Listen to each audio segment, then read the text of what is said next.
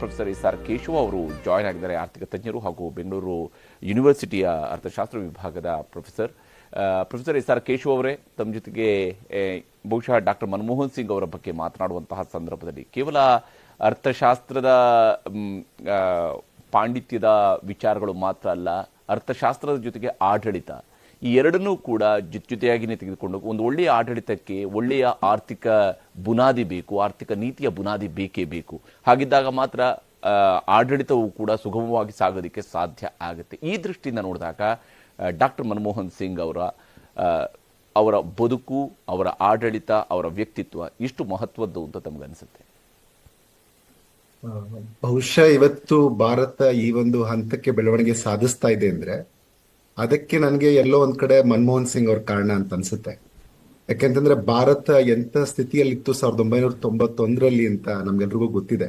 ನಮ್ಮ ಹತ್ರ 15 ದಿನಕ್ಕೆ ಫಾರೆಕ್ಸ್ ಇಂಪೋರ್ಟ್ ಬಿಲ್ ನ ನಾವು ಕೊಡಕ್ಕೆ ನಮ್ಮ ಹತ್ರ ದುಡ್ಡಿರ್ಲಿಲ್ಲ. ಸೊ ಅಂತ ಕ್ಲಿಷ್ಟವಾದ ಸ್ಥಿತಿ ಇತ್ತು. ಇನ್ಫ್ಲೇಷನ್ 16% ಇತ್ತು, M1 24% ಅಷ್ಟು ಹೆಚ್ಚಾಗಿತ್ತು. ಸೊ ಜನರಲ್ ಬಜೆಟ್ ಪೋಸ್ಟ್ಪೋನ್ ಆಗಿದ್ದರಿಂದ ಇವನ್ ಕ್ರೆಡಿಟ್ ರೇಟಿಂಗ್ ಏಜೆನ್ಸೀಸ್ ಇಂಡಿಯಾನ ತುಂಬಾ ಡೌನ್ ಗ್ರೇಡ್ ಮಾಡಿತ್ತು, ಎಲ್ಲಿಂದನೂ ಕ್ರೆಡಿಟ್ ಬರ್ತಿರ್ಲಿಲ್ಲ.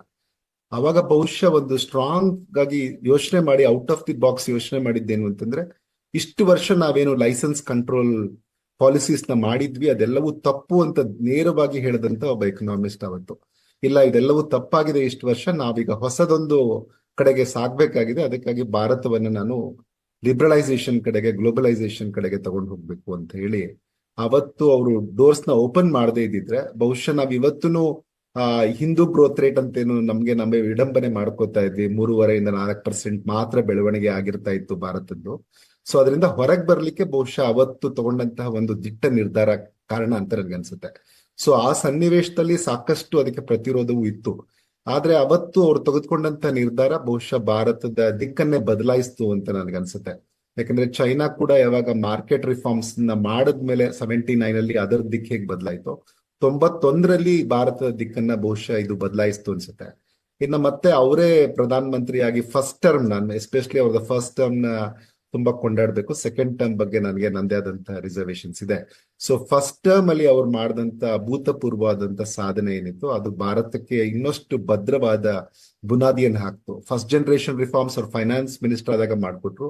ಸೆಕೆಂಡ್ ಜನರೇಷನ್ ರಿಫಾರ್ಮ್ಸ್ ನ ಅವರು ಪ್ರೈಮ್ ಮಿನಿಸ್ಟರ್ ಆದಾಗ ಆ ರಿಫಾರ್ಮ್ಸ್ ನ ತಂದು ನಮಗೆ ಕೊಟ್ರು.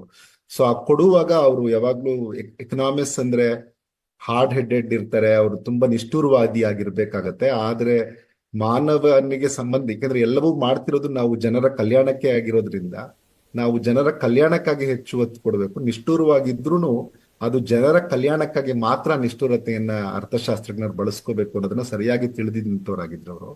ಈವನ್ ಒಂದು ಪ್ರತಿಯೊಂದು ಎಸ್ಪೆಷಲಿ ಆ ರಿಸೆಷನ್ ಟೈಮಲ್ಲಿ ಅಮೆರಿಕಾದಂತ ದೇಶಗಳಲ್ಲಿ 400 ಬ್ಯಾಂಕ್ ಒಂದು ವರ್ಷದಲ್ಲಿ ಕೊಲ್ಯಾಪ್ಸ್ ಆಗತ್ತೆ. 2008ರ ವೇಳೆಗೆ 400 ಬ್ಯಾಂಕ್ಸ್ ಕೊಲ್ಯಾಪ್ಸ್ ಆಗುತ್ತೆ. ಆದ್ರೆ ಭಾರತ ಅದರಿಂದ ಅವಾಗ ಮಾನಿಟರಿ ಪಾಲಿಸಿಯನ್ನ ಹ್ಯಾಂಡಲ್ ಮಾಡಿದ್ದ ರೀತಿ, ಅದರಿಂದ ನಮ್ಗೆ ತುಂಬಾ ಸ್ಟಿಮ್ಯುಲಸ್ ಕೊಟ್ಟಿದ್ದು ಆರ್ಥಿಕತೆಗೆ. ಯಾವ ರೀತಿ ಮಾಡಿದ್ರು ಅದರಿಂದ ನಮ್ಗೆ ಅಂತ ಹೆಚ್ಚು ಆಘಾತಕ್ಕೆ ನಮ್ಮ ಆರ್ಥಿಕತೆ ಒಳಗಾಗ್ಲಿ. ಪ್ರೊಫೆಸರ್ ಕೇಶವ ಅವರೇ, ಜಸ್ಟ್ ನನ್ನ ಜೊತೆಗೆ ಮಾತಾಡ್ತೀನಿ.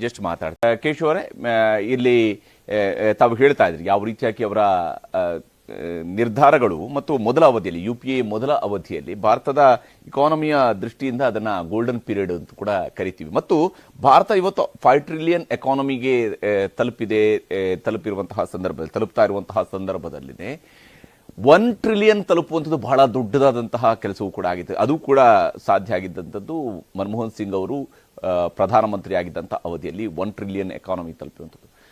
ಆ ದೃಷ್ಟಿಯಿಂದ ನೋಡಿದಾಗ ಭಾರತದ ಆರ್ಥಿಕತೆಯ ಬೆಳವಣಿಗೆಯ ದೃಷ್ಟಿಯಲ್ಲಿ ಮನಮೋಹನ್ ಸಿಂಗ್ ಅವರ ಪಾತ್ರದ ಬಗ್ಗೆ ಖಂಡಿತವಾಗಿಯೂ ಇದೆ. ಯಾಕೆಂತಂದ್ರೆ ಫಸ್ಟ್ ಈಗ 2 ಟ್ರಿಲಿಯನ್ ಕೂಡ ಅವ್ರನ್ನೇನು ಅವರ ಅವಧಿ ಮುಗಿತು, 2 ಟ್ರಿಲಿಯನ್ ಆರ್ಥಿಕತೆ ಕೂಡ ನಮ್ದು ಆಯ್ತು ಅನ್ನೋ. ಹೌದು, ಅಲ್ಲಿಂದ ನಾಗಲೋಟಕ್ಕೆ ನಾವು ಪ್ರಯತ್ನ ಪಟ್ಟಿದ್ದೇನೆ ಅವ್ರು ಮಾಡದಂತ ಎಕನಾಮಿಕ್ ರಿಫಾರ್ಮ್ಸ್ ಇಂದ ಅಂತ ನನಗೆ ಕ್ಲಿಯರ್ ಆಗಿ ಅನ್ಸುತ್ತೆ.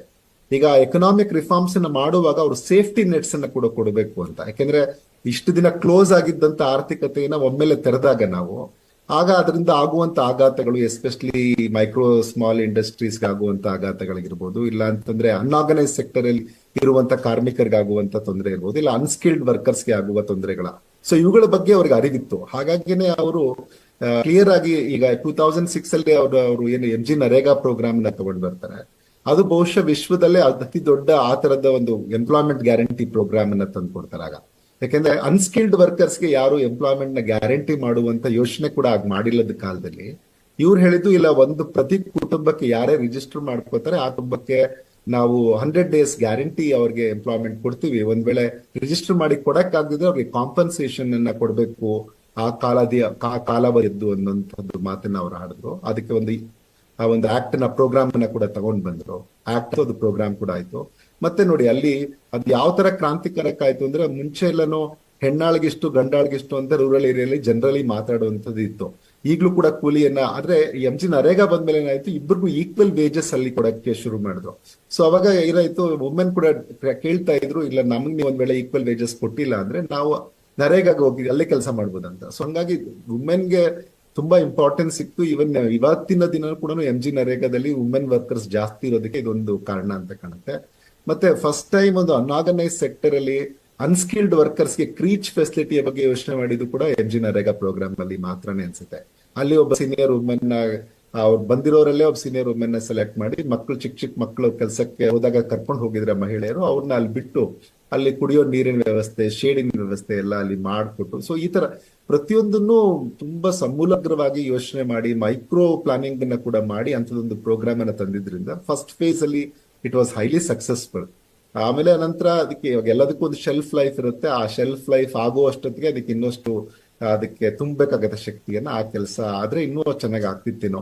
ಆಮೇಲೆ ಈ ಫುಡ್ ಸೆಕ್ಯೂರಿಟಿ ಆಕ್ಟ್ ಬಂದದ್ದು ಒಳ್ಳೇದಾಯ್ತು. ಬಟ್ ಅದು ಈ ತರ ಅವರು ಒಂದೊಂದನ್ನು ಯೋಚನೆ ಮಾಡುವಾಗ, ಎಸ್ಪೆಷಲಿ ನಾನು ಸೆಕೆಂಡ್ ಫೇಸ್ ಅಲ್ಲಿ ಫುಡ್ ಸೆಕ್ಯೂರಿಟಿ ಆಕ್ಟ್ ಬಂತು, ಅಂದ್ರೆ ಫಸ್ಟ್ ಫೇಸ್ ಅಲ್ಲಿ ಅವ್ರು ಮಾಡಿದಂತ ಕೆಲಸಗಳು, ಎಸ್ಪೆಷಲಿ ಗ್ರೋತ್ ರೇಟ್ ಕೂಡ 2006-07 ಅಲ್ಲಿ ಇಂಡಿಯಾದಲ್ಲಿ ಇವತ್ತು ಸೆಕೆಂಡ್ ಹೈಯೆಸ್ಟ್, ಅದು ಇಂಡಿಪೆಂಡೆನ್ಸ್ ಬಂದಾಗಿಂದ 10.02% ಏನ್ ಬೆಳವಣಿಗೆ ಆಗಿದೆ, ಅದು ಹೈಯೆಸ್ಟ್ ಗ್ರೋತ್ ರೇಟ್ ಇವತ್ತಿಗೂ ಇಂಡಿಯಾದಾಗಿದೆ. ಸೊ ಆ ತರ ಒಂದು 0.3 ಟ್ರಿಲಿಯನ್ ಇಂದ 0.3 ಟ್ರಿಲಿಯನ್ ಇಂದ 0.9 ಟ್ರಿಲಿಯನ್ ಎಕಾನಮಿ ಆಗಿರುವಂಥದ್ದು 94 ಇಂದ 2005 ನಡುವೆ 2006 ವರೆಗೆ, ಅಂದರೆ ಸುಮಾರು 12 ವರ್ಷಗಳ ಕಾಲ.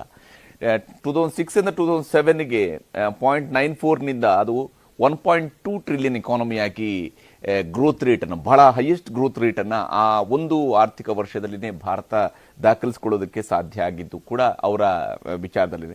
ಒಂದು ಆರ್ಥಿಕತೆಯ ಬಗ್ಗೆ ಮಾತನಾಡುವ ಸಂದರ್ಭದಲ್ಲಿ ರೈಟ್ ಟು ಇನ್ಫಾರ್ಮೇಷನ್ ಅಂತಹ ಒಂದು ಆ್ಯಕ್ಟನ್ನು ತೆಗೆದುಕೊಂಡು ಬಂದು ಅದರ ಮೂಲಕವಾಗಿ ಜನ ಸರ್ಕಾರದ ಆಡಳಿತವನ್ನು ಪ್ರಶ್ನಿಸುವಂಥದ್ದಕ್ಕೆ ಒಂದು ನೇರವಾದಂಥ ಅಧಿಕಾರವನ್ನು ಕೂಡ ಜನರ ಕೈಗೆ ಕೊಟ್ಟಿರುವಂಥದ್ದು.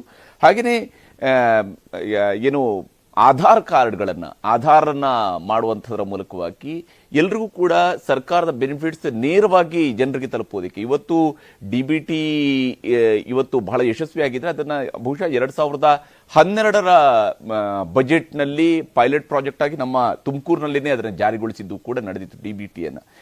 ಈ ಈ ವಿಚಾರಗಳು ಅಂದರೆ ಅದು RTIನ ಮೂಲಕವಾಗಿ ತಂದಿರುವಂತಹ ಪಾರದರ್ಶಕತೆಗೆ ಬೇಕಾದಂತಹ ಒಂದು ವ್ಯವಸ್ಥೆ ಮತ್ತು DBT ಇವೆಲ್ಲವೂ ಕೂಡ ಎಷ್ಟು ಮಹತ್ವದ್ದು ಅಂತೇಳಿ ಹೇಳ್ತೀರಿ ಪ್ರೊಫೆಸರ್ ಕೇಶವ್ ಅವರೇ? ಒಂದು ಟ್ರಾನ್ಸ್ಪರೆನ್ಸಿ ಬೇಕು ಅಂತಂದ್ರೆ, ಅಫಿಷಿಯಲ್ಸ್ ನಾವು ಅಕೌಂಟಬಿಲಿಟಿ ಮಾಡಬೇಕು ಅಂದ್ರೆ ರೈಟ್ ಟು ಇನ್ಫಾರ್ಮೇಶನ್ ಬೇಕಾಗೇ ಇತ್ತು. ಈಗ ಏನಂದ್ರೆ ನಾವು ಇದು ಮಾಹಿತಿ ಕೊಡಬೇಕಾಗತ್ತೆ ಅನ್ನೋ ಕಾರಣಕ್ಕಾದ್ರೂ ಸರಿಯಾಗಿ ಕೆಲಸವನ್ನ ನಿರ್ವಹಿಸ್ತಾ ಇದ್ರು, ಅಷ್ಟು ಟ್ರಾನ್ಸ್ಪರೆಂಟ್ ಆಗಿ ಗವರ್ನೆನ್ಸ್ ಕಡೆಗೆ ಹೆಚ್ಚು ಒತ್ತು ಕೊಟ್ರು ಅಂತ ಕಾಣುತ್ತೆ. ಈಗ ರೈಟ್ ಒಂದ್ ವೇಳೆ ಇಲ್ದಿದ್ರೆ ಬಹುಶಃ ಅನೇಕ ವಿಚಾರಗಳು ಜನಸಾಮಾನ್ಯರು ಗೊತ್ತಾಗ್ತಾನೆ ಇರಲಿಲ್ಲ. ಇವನ್ ಅಧಿಕಾರಿಗಳು ತಾವು ಅಕೌಂಟಬಲ್ ಅನ್ಸಕ್ಕೆ ಶುರು ಆಗಿದ್ದು RTI ಇಂದಾನೆ. ಅವರೇ ಸಾಕಷ್ಟು ಬದಲಾವಣೆ ಆಯ್ತು. ಆದ್ರೆ ಅನ್ಫಾರ್ಚುನೇಟ್ಲಿ ಅವರ ಸೆಕೆಂಡ್ ರೆಜಿಮ್ ಅಲ್ಲಿ ಕೆಲವು ವಿಚಾರಗಳು ಹೊರಗಡೆ ಬಂದಿದ್ದು RTI ಇಂದಾನೆ. ಆದ್ರೆ ಇದು ಒಳ್ಳೆತನ ಹೆಂಗಿತ್ತು ಅಂತಂದ್ರೆ, ಇರ್ಲಿ ಇದೊಂದು ಪಾಲಿಸಿಯಲ್ಲಿ ಅಮೌಂಟ್ ಆಫ್ ಚೇಂಜ್ ತರ್ಬೋದು ಅಂತ ಆ ಮನುಷ್ಯನ್ಗೆ ಅನ್ಸಿ ಆ ಪ್ರೋಗ್ರಾಮ್ ಅನ್ನ ತಂದಂತದ್ದು. ಆಮೇಲೆ ನಾವು ಅವರು ಪ್ರತಿಯೊಂದಕ್ಕೂ compensation, right to fair compensation ಕೊಟ್ಟಂತದ್ದು, ಆ ತರದ ಒಂದು ಆಧಾರದ ಬಗ್ಗೆ ಹೇಳ್ತಾ ಇದ್ರಿ, ಅದು ಕೂಡ ಕರೆಕ್ಟ್. ಯಾಕಂದ್ರೆ ಆಧಾರನ ಮಾಡುವಾಗ್ಲೂ ಕೂಡ ನೀಲಕೇಣಿ ಜವಾಬ್ದಾರಿನ ವಹಿಸುವಾಗ ಅವರು ರೈಟ್ ಪರ್ಸನ್ ಅನ್ನ ಅಲ್ಲಿ ಚೂಸ್ ಮಾಡ್ತಾರೆ. ಆ ಟೈಮ್ ಮಾಡಿ ಅದಕ್ಕೆ ಯಾವ ತರ ಅದನ್ನ ಮಾಡ್ಬೋದು, ಇಡೀ ಇಂಡಿಯಾಗೆ ನಾವು ಪ್ರತಿ ಸಿಟಿಸನ್ಗೆ ನಂಬರ್ ಕೊಡುವಾಗ ಯಾವ ತರ ಅದನ್ನ ಮಾಡ್ಬೇಕು, ಏನನ್ನ ತಗೋಬೇಕು, ಈ ತರದೊಂದು ಸುದೀರ್ಘವಾಗಿ ಚರ್ಚೆ ಮಾಡಿ ಅದನ್ನ ಶುರು ಮಾಡ್ತಾರೆ ಆಧಾರನ ಕೂಡ. ಸೊ ಅದಿವತ್ತು ಬಹುಶಃ ದೊಡ್ಡ ಹಂತಕ್ಕೆ DBT ಅಲ್ಲಿ ನಾವು ಯಾವ್ದು ಮಿಡಲ್ ಮ್ಯಾನ್ ಇಲ್ಲದೆ ಜನರಿಗೆ ಜನರಿಗೆ ಡೈರೆಕ್ಟ್ ಆಗಿ ಹಣ ತಲುಪ್ತಾ ಇದೆ ಇವತ್ತು ಅಂತಂದ್ರೆ ಅದಕ್ಕೆ ಬಹುಶಃ ಅದಕ್ಕೆ ಮುನ್ನುಡಿಯನ್ನ ಬರೆದಂತದ್ದು ಮನಮೋಹನ್ ಸಿಂಗ್ ಅವರೇ. ಅದರಲ್ಲಿ ಏನೋ ಎರಡು ಮಾತಿಲ್ಲ. ಸೊ ಇವೆಲ್ಲವನ್ನ ಮಾಡುವಾಗ ಇದ್ದಂತಹ ಎಕನಾಮಿಕ್ಸ್ ಜ್ಞಾನ, ಅದರಲ್ಲಿ ಅಪ್ಲಿಕೇಶನ್ ಯಾವ ತರ ಮಾಡ್ಬೇಕು. ಸುಮಾರು ಜನಕ್ಕೆ ಎಕನಾಮಿಕ್ಸ್ ನಾಲೆಜ್ ಇರ್ಬೋದು ಎಕನಾಮಿಸ್ಟ್ಗೆ, ಆದ್ರೆ ಅದು ಅಪ್ಲಿಕೇಶನ್ ಬಂದಾಗ ಖಂಡಿತ ಅವರು ಫೇಲ್ಯೂರ್ ಆಗ್ತಿದ್ರೇನೋ. ಆದ್ರೆ ಮನಮೋಹನ್ ಸಿಂಗ್ ಅವ್ರಿಗೆ ಅವ್ರು ಕೆಲಸ ಮಾಡಿದ್ದು ಮತ್ತೆ ಸಾಕಷ್ಟು ಏಜೆನ್ಸೀಸ್ ಅಲ್ಲಿ ಇನ್ಕ್ಲೂಡಿಂಗ್ RBI ಅಲ್ಲಿ ಕೆಲಸ ಮಾಡಿದ್ದು, ಸೊ ಎಲ್ಲವೂ ಅವ್ರಿಗೆ ಅನುಕೂಲಕರವಾಗಿತ್ತು. ಅಂತ RBI ಗವರ್ನರ್ ಆದಾಗ ಕೂಡ ಅವರು ತಗೊಂಡಂತ ಯೋಜನೆಗಳು ಎಲ್ಲವನ್ನು ಆದ್ರೆ ಹೈಯೆಸ್ಟ್ ಡಿನಾಮಿನೇಷನ್ಸ್ ಯಾವತ್ತು ಅವರು ಅವಾಗ ಒತ್ತು ಕೊಟ್ಟಿಲ್ಲ. ಅವರು RBI ಗವರ್ನರ್ ಆಗಿದ್ದಾಗ ಅನ್ನುವಂಥದ್ದು ಕೂಡ ₹100 ಹೈಯೆಸ್ಟ್ ಡಿನಾಮಿನೇಷನ್ ಕರೆನ್ಸಿ. ಸೊ ಈ ತರದೊಂದು ಯೋಚನೆ ಸರ್ಕಾರದ ಜೊತೆಗೆ ಹೊಂದಾಣಿಕೆ ಮಾಡ್ಕೊಂಡು ಯಾವ ತರ ಕೆಲಸ ಮಾಡ್ಬೋದು, ಬರೀ ಕೆಲಸ ಮಾತಾಡಬೇಕು ಅನ್ನುವಂಥದ್ದನ್ನ ಬಹುಶಃ ಮನಮೋಹನ್ ಸಿಂಗ್ ಅವ್ರನ್ನ ನೋಡಿದಾಗ ನಾನೊಬ್ಬ ಎಕನಾಮಿಸ್ಟ್ ಆಗಿ ಹೆಮ್ಮೆಯಿಂದ ಖುಷಿ ಪಡ್ತೀನಿ.